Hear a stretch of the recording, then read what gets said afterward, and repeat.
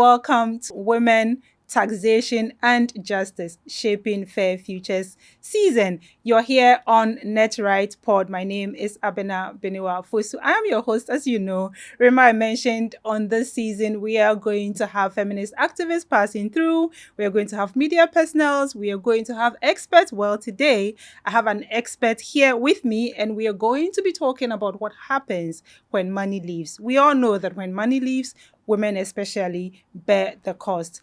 We're going to be talking about illicit financial flows. And to do this with me, as the expert on this subject, is Yvette Owusu. She is from the Financial Intelligence Center. I will let her tell us more about herself. So, Yvette, over to you. Who is Yvette Owusu? Yvette works with the Financial Intelligence Center.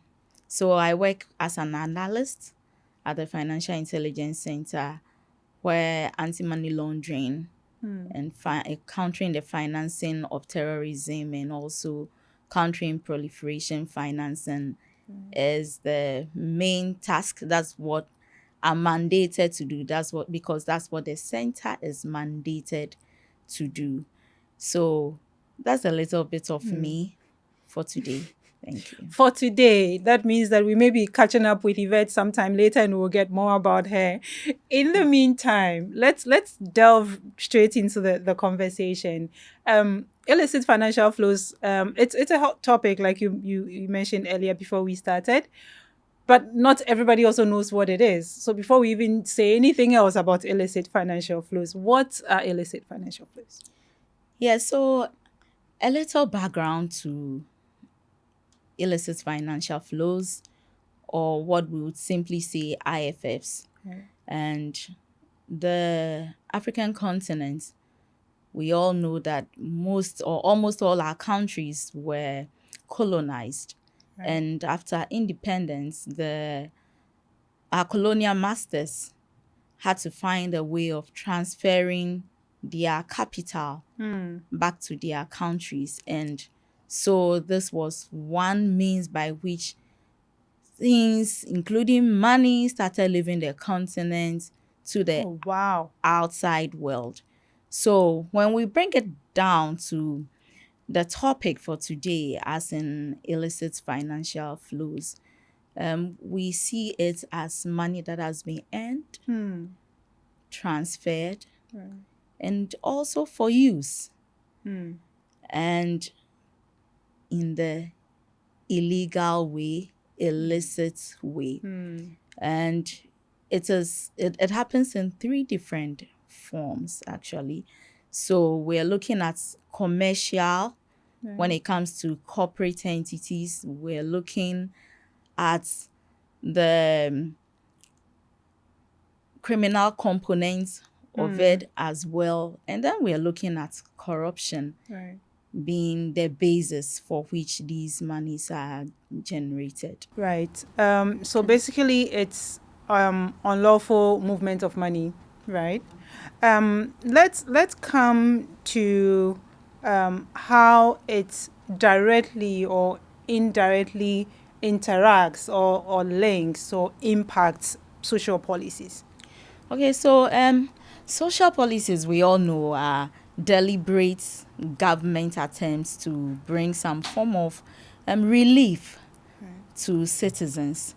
And so when we're looking at illicit financial flows, where the money, instead of it staying in the economy, looking at it coming from the tax components. Remember, I mentioned that we have different means by which it happens. And so if we are looking at the corporate components of it, government usually gives what we call tax reliefs to companies who come into the countries. So, for instance, in the developing world, the government makes the taxes relaxed for foreign entities to come in and establish, mostly to give employment to the citizens. And so the main aim is to bring some form of relief. But then when these companies make their profits, instead of them letting it stay in the system, recognizing the fact that the government gave them a tax rebate. Instead of them letting it stay in the system, these profits are sent to their countries. When we are looking at illicit financial flows, some of them would be criminal, others not criminal. So deliberately sending the profits out, in effect, is really not criminal.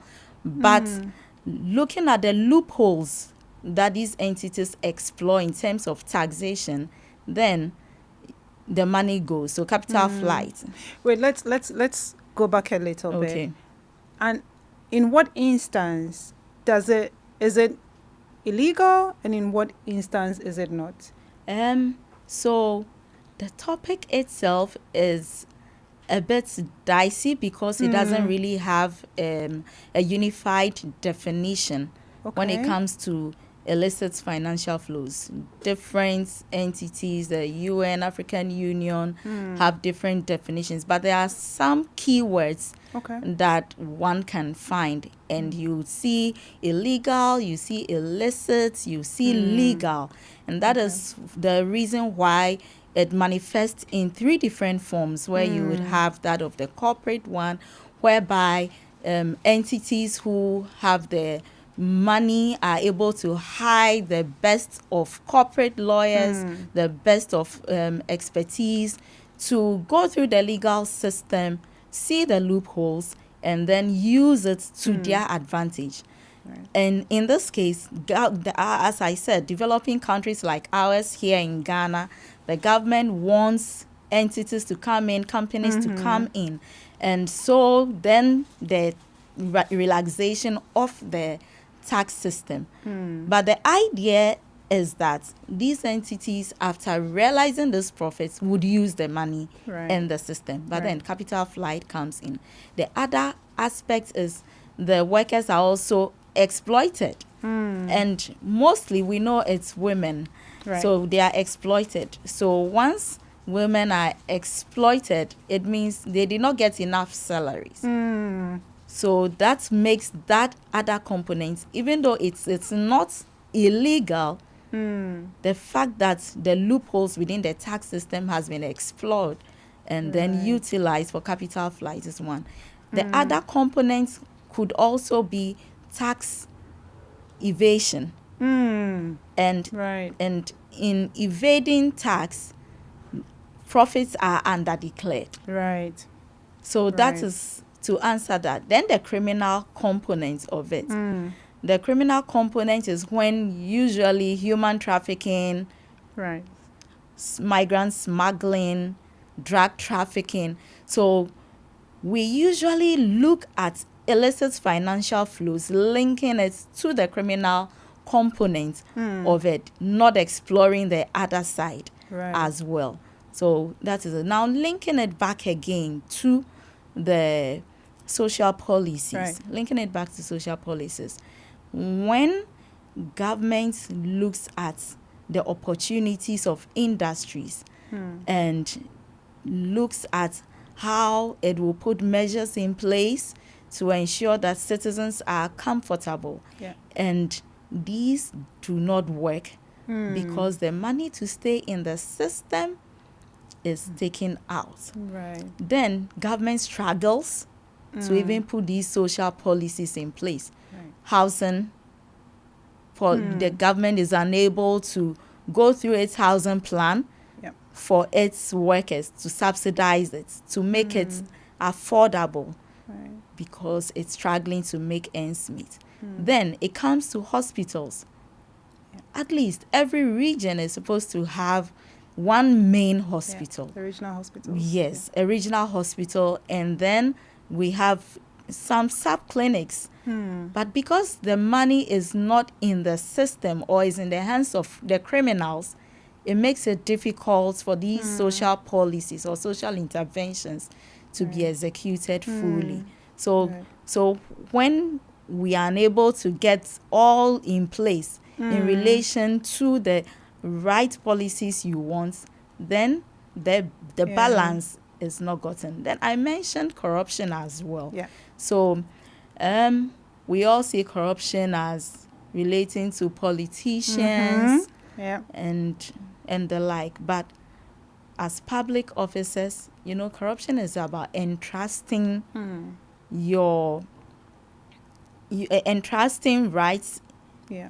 into the hands of an official. Officials, yeah. And this entrusted power or entrusted right, when it is not handled well, Right. when the balance is not there, then corruption comes in. So mostly people work at offices and they have access to the funds available, yet they collude and then drain the coffers of the institution, thereby draining the coffers of the state. Now, where do we get money Right. to fund the social policies? Right. So these are some of the things we are looking at exploring. So we are talking about corporations evading taxes, Yes. corporations moving money out of the country instead of it circulating in the system. We're talking about corporations not paying staff well, so they get enough salary to be able to pay their taxes to the government. We're talking about criminal enterprises. We are talking about people in managerial positions, co-opting state funds and all of these can be categorized under the ways that illicit financial flows happen and how it impacts social policy. policies. Awesome. Not that it's awesome that these are happening, but it's awesome that we get into the details of that. It's obvious that it's critical to tackle illicit financial flows. It's important, but how critical is it for economic justice and gender equality? Because that's the main crust of this conversation. Why is it important? How is it linked to economic justice and gender equality? But why is it important to tackle illicit financial flows, especially for this reason? Okay, so I know we are a NETRIGHT project, and usually when we look at gender, it is women. And women have been at the background. I wouldn't say for long, because then I would not be fair to all the extra efforts that have been put in place to put women up there. So I wouldn't say we are progressing, done. although slowly. We are progressing. It's slow, but we are getting there, unlike before. So in relation to this conversation, what usually happens, as already explained, when we see all these challenges in the system, it is women that are hardly hit. And that is why the right taxes must be put in place. When you look at things critically, government is not getting the needed tax from the entities because they have found the loophole, explored it, and then taken the profits out of the system. Then that means that government will want to find a different avenue to get money for its development activities in the country. And you and I would realize that it is women that are into informal businesses. Where will government get money from? From these women. Right. So if the same woman who is struggling because the health facilities are not there to send the children or herself to the clinic or give them better education, you are still taking much money from her because she owns the shops. She is sewing, and so you would come to ask for the certificate. And if she doesn't have it, it means she must pay. Now, if we do not find a way to tackle IFFs, the burdens will continue to be on women and the vulnerable group in the society. And that is what makes it important to look at IFFs, because it is the weaker people, that's the vulnerable, the women in the society, that tend to suffer. Because in the end, these women still go for unpaid work. Yeah. Yes. To make ends meet. Yeah. Unpaid, well, they may be given some food stuff at the end of the day to go and take care of their families. Yeah. But women need paid work, so they won't even be exploited by men, by their husbands, by their friends. And so it's important to tackle IFFs as a country, as nations, so that all these things would be curtailed. There again, IFFs usually affects the developing world. The conversation at the developed countries is different. Because equality, equity to a larger extent is over there. But in developing countries, equity, access to resources, it is mostly the men that are favored than women. So when we address IFF issues, it makes it easier for the vulnerable groups, especially women, not to pay double tax, like to have a double jeopardy. Yeah. I'm really glad you mentioned equity. Because we know that, like, it happens in families, it also happens at the national level when a family doesn't have enough money to support, let's say a family has 2 children, 1 boy and 1 girl, and if they don't have enough money to support both, the go-to pick is the boy, to further his education, to have more career development for him, and leave the girl. And I've realized that it also happens at the national level. When we don't have money and we're cutting down on national budgets or national expenses, the areas most affected are the areas that are heavily focused on women. So we're cutting healthcare. Okay, reproductive health. I mean, family planning is not a necessity anyways. They can take care of themselves. Or we are cutting here. Okay, education. And we know that there's already a huge educational gap between men and women. So also we are cutting that. And so we realize that a lot of the cuts that are being done are in the areas that are very heavily women-centered. And if we're increasing taxes, like you said, we're putting taxes on menstrual pads, 12.5%. These women that are struggling to buy food anyways, and still have to find money every month to buy pad because it happens. We don't control it. It's going to happen. We can't control it. Exactly. It's purely biological, and we have to find the money for it. And not then our choice. We have girls having sex with men for money to buy pads, and then they end up getting pregnant and they're dropping out of school. So the education is shattered, the future economically is shattered, and then the gender cycle. Gap exactly keeps widening. And so I'm really glad that you mentioned that. We've gotten into all of this. I know that you said you're not actively in the CSO space, but you work closely with CSOs. And so let's really talk about this. How can women be central, in the advocacy towards ending IFFs? Because we have discussed that it's heavily impacts women. How do women, become part of the bigger voice, towards curtailing IFFs? Well, so the main thing is to get one educated. Women should be educated about the very things that they need and how it is funded in the community in which they live in. Reason being that if you know that government needs taxes, when someone is not paying their tax, you find a way to give the authorities a heads up. So we should not keep quiet. When there's this popular thing, when you see something, say something. So when we see or we hear, people talk a lot. So when you hear that people are evading tax, get the right authorities involved. Whistle blow. And then little drops of taxes would build a mighty nation, would take care of our resources. But when you don't do that, so you can get actively involved in that way.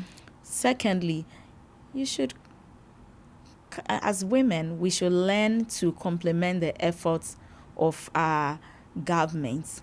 Right. We should not just say they are taking tax, and no, we should learn to pay the taxes. When we pay it the right way, it will be used rightly. If it's not being used rightly, you can then follow up. But if you sit, you pay, you sit, some people will drain their money. And also, we need to ask questions. Right. They should be accountable to the money that they collect. At the local level, taxes are paid. At market centers, Yeah. we should find out the money that we have paid. What have you used it for? Right. Are there cleaner streets? Do we have water within the community? We should ask questions, hold people accountable, and then transparency. We should ensure that the whole process is transparent for us to have a better. All right. So we should educate ourselves first of all. Yes. We should, play our part. Our citizen responsibility to pay our taxes, although we question what it's used for because we're not seeing it, pay out in our social policies and social amenities. But, of course, it's our responsibility to pay our taxes. We should also advocate for ourselves and engage our local whistleblow. When you see something, say something, engage your local authorities. We can talk to the assemblymen, the district assemblies, the municipal assemblies, and the ladder just goes on to the national level. Thank you so much, Yvette, for being with us today. It's been a very eye-opening conversation. I have personally learned a lot. I know our viewers and our listeners are also going to learn a lot. We have been talking about illicit financial flows. We're saying, where does the money go? We know when money goes away, when money disappears, it's women who pay the price. We've talked about how illicit financial flows impact social policy, how it impacts women's economic and social development, and how it impacts just the country as a whole. And so we're saying, when you see something, say something, get educated, get involved in your community conversations, your social, your assembly conversations, because you're paying taxes, you're voting, you determine who handles your money. But most importantly, it's necessary that we look at these conversations with a gender lens and understand how very negatively illicit financial flows affects women's development in all areas. Once again, I have been talking to Yvette Owusu. She is from the Financial Intelligence Center. This is the NETRIGHT pod. I have given you a rundown of the conversation we've been having. Of course, as always, we want to hear from you. So engage with us, join the conversations, follow NETRIGHT on all platforms, and, comment, share this with your friends, share with your family, and tell them to share with someone else. We are at NETRIGHT_GH on Instagram, at NETRIGHT on X, and NETRIGHT Ghana on Facebook. My name is Abena Beniwa-Fosu. This is NETRIGHT Pod. We are on the Women, Taxation and Justice Fair Future for All season. Do stay with us. Catch you another time.